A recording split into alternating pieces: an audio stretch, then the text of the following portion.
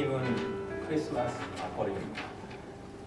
우리 예수님께서 부탁하신 마태복음 28장 19절에서 20절 말씀, 그러므로 너희는 가서 모든 민족을 제자로 삼아라. 아버지, 아들과 성령의 이름으로 침례를 베풀고 내가 너희에게 분부한 모든 것을 가르쳐지게 하라. 이렇게 말씀하셨죠. 명령, Great Commission, 가장 위대한 명령이고, 또 우리 침례교의 그 정신, 메시지에 보면은 복음 전도와 선교라는 그런 가장 귀한 그런 의무이자 특권이 있습니다. 모든 민족을 제자 삼는 일은 그리스도를 따르는 모든 신자, 모든 주 예수 그리스도의 교회가 지닌 의무이자 특권이다. 네, 특별히 저희 교회는 그 SBC, Southern Baptist Convention, 미국 남침례 교단에 소속이 돼 있고, 해외 선교부 IM 인터내셔널 미션 보드에서 모든 그 교회들이 동참하는 크리스마스 때 라팀은 크리스마스 아퍼링과 또 부활절 때 애니 암스트롱 이스터 아퍼링을 드립니다. 두 번 드리는데 두 분 다 이 애니 암스트롱 라팀은 선교사님, 여자 선교사님이신데 이 특별히 라팀은 이 선교사님은 1840년에 태어나셔서 72세 여생 중에 40년을 그 중국에서 청나라 말기에 굉장히 척박한 데서 40년을 중국 선교사로 헌신하시는 분이십니다. 그래서 그분의 기념하면서 이렇게 라팀은 성경으로 다음 주에 이 봉투를 나눠드리고 그 12월 23일 날 이 성경 헌금에 동참해 주시면 감사하겠습니다.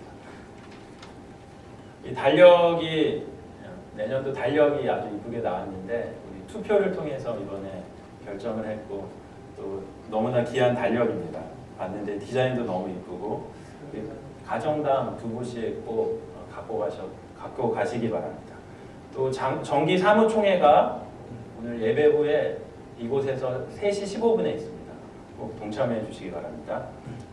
오늘은 로마서 1장 1절에서 4절 말씀을 중심으로 복음이신 예수 그리스도라는 제목으로 함께 은혜를 나누겠습니다. 저는 얼마 전에 예수 그리스도의 사도 바울이라는 영화를 봤습니다. 영화를 보면서 많은 것을 느끼고 생각하게 됐습니다. 먼저 그 초대 교회 때 성도들의 신앙생활을 보면서 정말 우리는 너무나 편하게 이렇게 안전하게 예배를 드리고 있구나. 이 지하교회 성도들을 보면서 또 이렇게 핍박을 받으면서 선교하는 그 초대교회 성도들을 보면서 그런 생각을 갖게 됐습니다. 그리고 또 든 의문이 하나 생겼는데 당시에 그 지독한 잔인한 박해를 당하면서도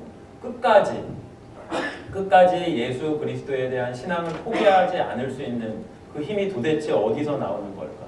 그 영화를 보는 내내 그 생각이 강하게 들었습니다.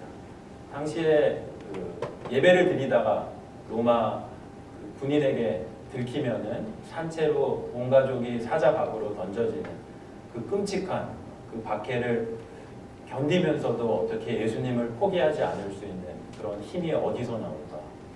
그 생각을 계속하게 되었습니다. 그런데 그 원인은 무엇인가? 바로 복음입니다. 그 힘은 바로 복음에서 나오는 것입니다. 복음이란 무엇입니까? 복음은 헬라어로 유앙겔리온이라고 하는데 영어로 말해서 굿 뉴스입니다. 좋은 소식, 기쁜 소식, 복된 소식을 복음이라고 합니다. 사람은 누구나 좋은 소식을 기다립니다. 인터뷰를 본 학생은 학교든 취직이든 좋은 소식, 합격의 소식을 기다리고 또 결혼 정년기에 있는 그런 사람들은 좋은 배우자를 만나길 간절히 기다립니다. 또 임신한 여인은 아이가 건강하게 태어나기를 기다립니다.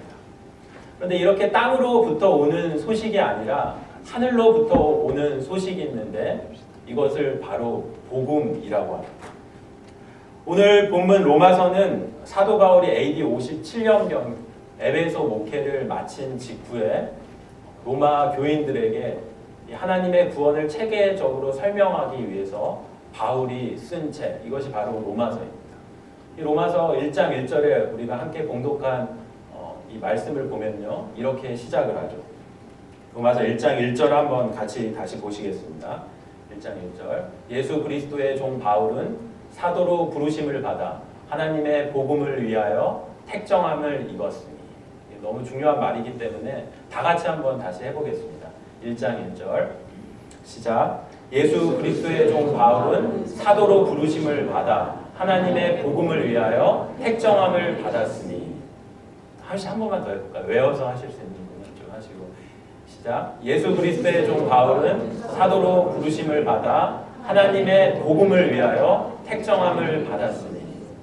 뭐 처음에 로마서를 시작하면서 바울이 자신을 세 가지로 요약해서 소개하고 있습니다. 여러분은 여러분 자신을 어떻게 남에게 소개하십니까? 바울은 먼저 나는 예수 그리스도의 종이다. 그리고 나는 사도로 부르심을 받은 자다. 또 나는 복음을 위하여 택정함을 입은 자다.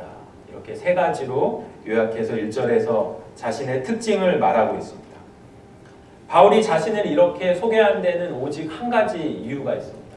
1절 중간에 보면요. 뭐라고 되어 있냐면 하나님의 복음을 위하여 이렇게 되어 있죠. 하나님의 복음을 위하여 For the gospel of God. 하나님의 복음. 하나님의 복음이라는 말은 하나님께 속한 복음이라는 뜻도 있고 또 하나님께로부터 나온 복음이라는 뜻도 있습니다. 그러면 복음, 즉 하나님으로부터 나온 기쁜 소식이란 도대체 무엇일까요? 오늘 본문 2절로 4절에서 중요한 세 구절을 뽑으면 이렇습니다. 2절에서 4절 성경 있으신 분 또 스크린 이렇게 참고해서 한번 보시기 바랍니다. 2절에서 4절까지 굉장히 중요한 세 단어가 나옵니다. 먼저 2절 전반에 이 복음이라는 구절이 나오죠. 찾으셨나요? 이 복음은 또 2절 중반 3절 초반에 그의 아들이라는 단어가 나옵니다. 그의 아들. 그리고 마지막으로 4절 후반에 곧 우리 주 예수 그리스도시니라. 찾으셨나요? 4절 후반에 곧 우리 주 예수 그리스도시니라. 세 개의 중요한 구절이 뭐라고요? 이 복음은 그의 아들 우리 주 예수 그리스도시니라. 이 세 구절을 연결하면 이렇습니다. 이 복음은 그의 아들의 아들입니다. 그의 아들은 곧 우리 주 예수 그리스도십니다. 여러분, 복음은 예수 그리스도이십니다. 2018년 전에 우리를 구원하시기 위해서 하나님의 아들이 인간의 몸으로 이 땅에 오신 소식, 이것이 바로 기쁜 소식, 우리 인류에게 가장 복되고 좋은 소식, 바로 복음인 것입니다. 오늘 2절에 보면 이렇게 기록되었습니다.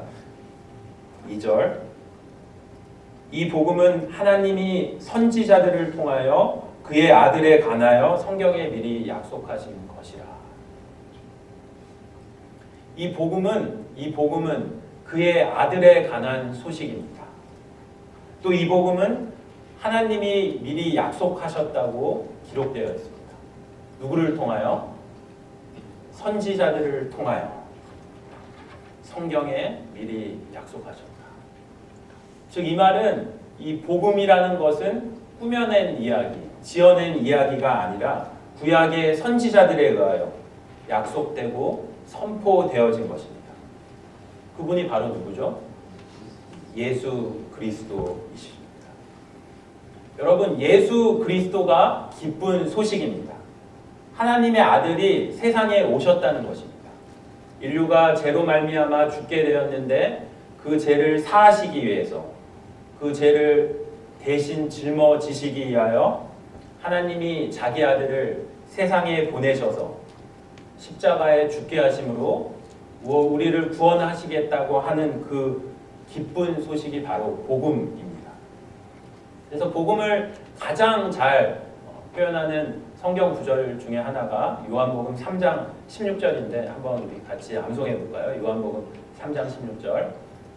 하나님이 세상을 이처럼 사랑하사 독생자를 주셨으니 이는 저를 믿는 자마다 멸망치 않고 영생을 얻게 하려 하심이라. 또 복음은 로마서 5장 8절입니다. 우리가 아직 죄인 되었을 때 그리스도께서 우리를 위하여 죽으심으로 하나님께서 우리에 대한 자기의 사랑을 확증하셨느니라. 복음이란 인류의 죄를 사하시기 위해서 이 땅에 오신 하나님의 아들 예수 그리스도이십니다. 그런데 질문이 있습니다. 그럼 과연 복음이신 예수님은 어떤 분이신가? 예수님은 누구신가? 그는 과연 인간인가 신인가?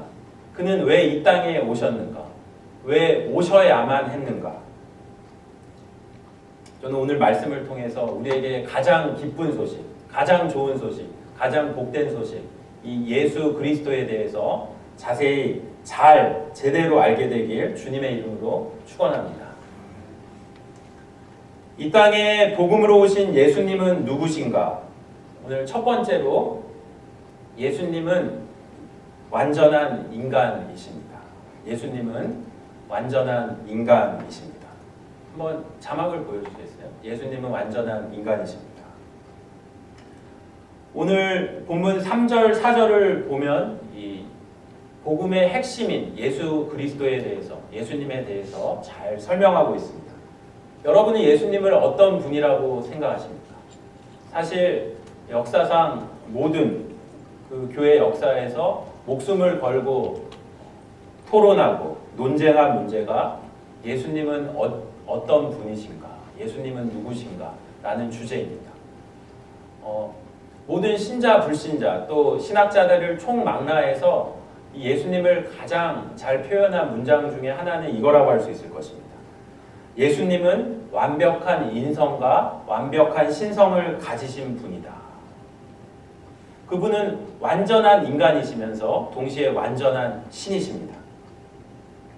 실제로 대부분의 역사상 이단들이 이것을 벗어난 교리를 가르쳤습니다.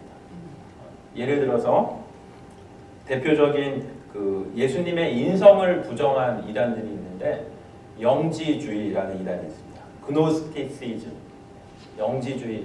이 이단은 가연설, 도세티즘, 가연설을 주장했습니다. 예수님은 하나님이시기에 실제로 인간이 되신 것이 아니라 가현, 그냥 인간인 것처럼 보였을 뿐이다. 완전 이단이죠. 예수님은 50%나 90% 정도 그 인간의 특성을 가지신 분이 아니라 우리와 똑같은 100% 완전한 인간으로 이 땅에 오심을 믿으시기 바랍니다. 또 다른 이단들은 예수님의 신성을 부정합니다. 진화론자들, 이슬람, 유대교, 여호와의 증인, 대부분 이단들이 예수님의 신성을 부정합니다. 하나님의 아들인 것을 부정하는 것이죠. 그런데 예수님은 50%, 90%, 99.999% 신성을 가지신 분이 아니라 100% 완벽한 신성을 가지신 분이십니다. 100% 인성, 100% 완벽한 신성을 가지신 이 두 조건을 동시에 완벽히 가지신 분이 바로 우리가 믿는 예수 그리스도이십니다. 어쩌면 우리 지식에 우리가 이해할 수 있는 한계를 뛰어넘은 그분이 바로 우리가 믿는 예수 그리스도이십니다. 여러분, 우리 기독교는 예수님을 믿는 것입니다. 이 예수님은 누구시다? 완전한 인간이신 동시에 완전한 신이시다. 오늘 3절과 4절에서 사도 바울이 이것을 너무나 기가 막히게 잘 설명하고 있습니다. 3절 말씀해 보면요, 이 예수님의 인성을 바울이 이렇게 표현하고 있습니다. 그의 아들에 관하여 말하면 육신으로는 다윗의 혈통에서 나셨고, 육신으로는 인성을 말하는 거죠. 다윗의 혈통에서 나셨다고 그렇게 말하고 있습니다. 우리 예수님은 우리와 똑같이 인간의 몸으로 오셨어요. 다윗의 후손 요셉과 마리아 사이에서 태어나셨습니다. 예수님은 허연 연기 속에 신령하게 그렇게 영화처럼 나타나신 게 아니죠. 우리와 똑같은 완전한 인간으로 이 땅에 오셨습니다. 만약 예수님이 사람이 아니라면 십자가에 못 박혀서 죽을 수가 없습니다. 우리를 위해서 피를 흘리실 수가 없는 것입니다. 그래서 히브리서 9장 22절에 이렇게 기록되었죠. 피 흘림이 없은즉 제사함이 없느니라. 예수님께서 십자가에서 완벽한 인간으로 오셔서 십자가에서 피를 흘려서 죽으시지 않았다면 우리의 죄가 사할 수 없고 우리가 구원받을 수 없는 것입니다. 바로 인류의 구원을 위해 이 땅에 오신 예수 그리스도는 우리와 똑같은 사람의 몸으로 이 땅에 오심을 믿으시기 바랍니다. 이것이 복음이죠. 이 땅에 복음으로 오신 예수님은 누구신가? 오늘 두 번째로 예수님은 완전한 신이십니다. 예수님은 완전한 신이십니다.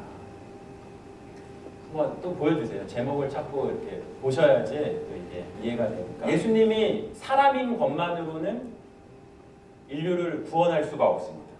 그는 동시에 하나님이셔야 합니다.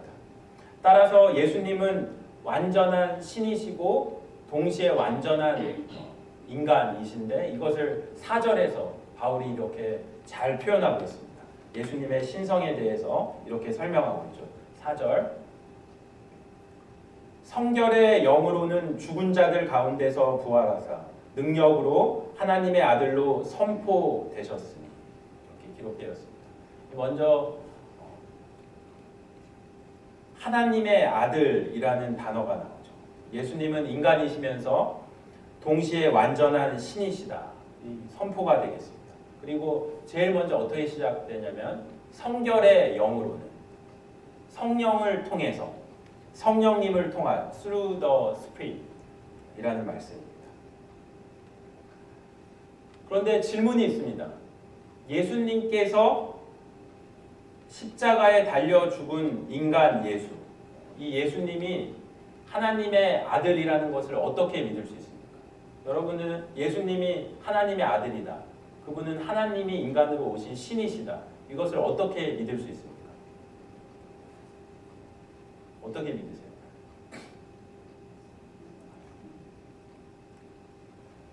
결정적인 증거는 예수님께서 부활하신 것입니다. 예수님이 부활하셨습니다. 십자가에 달려 죽을 때까지 모든 사람이 그가 하나님의 아들인 것을 믿을 수 없었습니다. 그러나 그분이 무덤 가운데서 3일 만에 부활하셨기 때문에 그분은 참 하나님의 아들, 메시아가 된 것입니다. 죽은 자들 가운데 부활하셨다. 4절 중반에 그렇게 나와 있죠. 성령님의 역사로 말미암아 죽은 자들 가운데 예수님께서 부활하셨다. 3절, 4절 말씀을 정리하면 이렇습니다. 인성을 입고 이 땅에 오신 하나님의 아들이 자기 백성의 죄값을 지고 십자가에서 죽으셨지만 3일 만에 성령의 능력으로 부활하심으로 하나님의 아들로 인정되셨다. 이게 복음입니다. 여러분, 세상에 스스로 하나님의 아들이라고 주장하는 사람들이 많이 있습니다. 스스로 내가 신이다라고 주장하는 사람들이 많이 있습니다. 그런데 적어도 그들이 정말 신이 되기 위해서는 하나님의 아들로 인정되려면 죽었다가 3일 만에 부활, 다시 살아나야 됩니다. 그런데 어느 누가 사망의 권세를 이기고 부활할 수 있겠습니까? 사람은 모두 다 죽고 부활하지 못했습니다. 가끔 의학적으로 사망 판정을 받고 잠시 깨어났다가 그런 사람들이 있을 수 있는데 결국 다시 금방 죽습니다. 그러므로 그들은 신이 아닙니다. 그러나 예수 그리스도는 구약 성경의 그 예언을 다 이루셨을 뿐만 아니라 십자가에 죽으시고 3일 만에 성령의 능력으로 부활하셔서 하나님의 아들로 선포되신 줄로 믿습니다. 그래서 4절에 하나님의 아들로 선포되셨으니 이렇게 나오는 거죠. 하나님의 아들로 선포되셨으니. 여기서 이 선포라는 단어가 굉장히 중요한 것입니다. declare, proclaim, 선포되셨다. 하나님의 아들로 예수님이 선포되셨죠. 예수님께서 죽은 자 가운데서 살아나셨을 때 그때야 비로소 하나님의 아들이 된 것이 아니라 이전부터 하나님의 아들이셨는데 예수님께서 부활하셨을 때 비로소 하나님의 아들로 선포되시고 만방 가운데 확실하게 드러나셨다는 말씀입니다. 제가 1996년도에 논산훈련소에 입대했을 때 굉장히 유명한 축구 선수가 저희 내무실에 같이 있었습니다. 사실 그때 저는 축구라는 운동은 별로 좋아하지 않아서 그가 그렇게 유명한 축구 선수인 줄 몰랐고 또 운동을 별로 좋아하지 않는 다른 동기 훈련병들도 그가 그렇게 유명한 축구 선수인 것을 몰랐습니다. 그런데 1개월 정도 있다가 한 번은 온 모든 훈련병들이 연병장에 모여서 전투 축구를 하는데 그때 그 친구가 5명을 순식간에 제끼고 골을 넣는 걸 보면서 야, 장난이 아니구나. 진짜 유명한 축구 선수구나 하는 것을 모든 동기 훈련병들이 알게 되었습니다. 이 이야기를 통해서 제가 말씀드리고 싶은 것은 이렇습니다. 이 친구가 자신을 드러내지 않고 묵묵히 훈련을 받다가 한 달 만에 축구 실력을 나타냈을 때 그때 비로소 유명한 축구 선수가 된 것이 아니라 그는 이미 유명한 축구 선수였는데 그가 축구 시합을 할 때 비로소 그의 실력과 존재가 선포되고 드러나는 것입니다. 예수님은 하나님의 아들이셨는데 우리와 똑같은 군복을 입고 우리와 똑같은 육신의 몸을 입고 이 땅에 오셨습니다. 고난을 당하시고 십자가에 죽임을 당하셨습니다. 그때까지 사람들은 그가 하나님의 아들인 것을 몰랐습니다. 인간인 줄 알았습니다. 그러나 예수님은 계속해서 주장하셨습니다. 내가 하나님의 아들이다. 내가 하늘에서 내려왔다. 나를 믿는 자는 구원을 받을 것이다. 이렇게 예수님이 외치셨지만 사람들은 인정하지 않았습니다. 그러나 그가 죽음의 권세를 이기고 부활했을 때 그분이 죽음의 문제와 죄를 권세를 해결할 수 있는 하나님의 아들이심이 선포되었다는 그러한 말씀입니다. 그분은 부활할 때 비로소 하나님의 아들이 아니라 부활하시기 이전부터 이 땅에 오시기 이전부터 영원 전부터 하나님의 아들이셨습니다. 그분은 완전한 인간이시며 완전한 하나님이십니다. 이 땅에 복음으로 오신 예수님은 누구신가? 오늘 마지막 3번째로 예수님은 그리스도이십니다. 예수님은 그리스도이십니다. 이 예수님에 대해서 4절에서 이렇게 선포하죠. 4절 끝부분에 이렇게 나와 있습니다. 곧 우리 주 예수 그리스도이시라. 여기 3단어가 나와요. 우리 주 예수 그리스도. 우리 주 예수 그리스도. 먼저 예수라는 말은 우리에게도 이름이 있듯이 예수님의 이름입니다. 그리고 그리스도라고 예수님을 그리스도라고 했습니다. 히브리어로 메시아, 기름을 붓다는 뜻입니다. 헬라어로는 크리스투스, 영어로 크라이스트. 오늘날 우리는 계란 후라이를 만들 때 기름을 붓는데 옛날 구약 시대에는 구별을 할 때 기름을 부었습니다. 똑같은 물건도 성전에서 쓰는 물건에는 기름을 부었습니다. 거룩하게 구별을 하는 거죠. 사람에게도 구별할 때 머리에 기름을 부었습니다. 다윗을 왕으로 세울 때 그 머리에 기름을 부었고 하나님의 말씀을 똑같은 말을 전해도 하나님의 말씀을 전하는 예언자 또 제사장에게 기름을 부었습니다. 하나님을 섬기기 위해 특별히 구별된 자라는 그러한 표시이죠. 오늘날에도 목사 안수를 받을 때 머리에 기름을 붓습니다.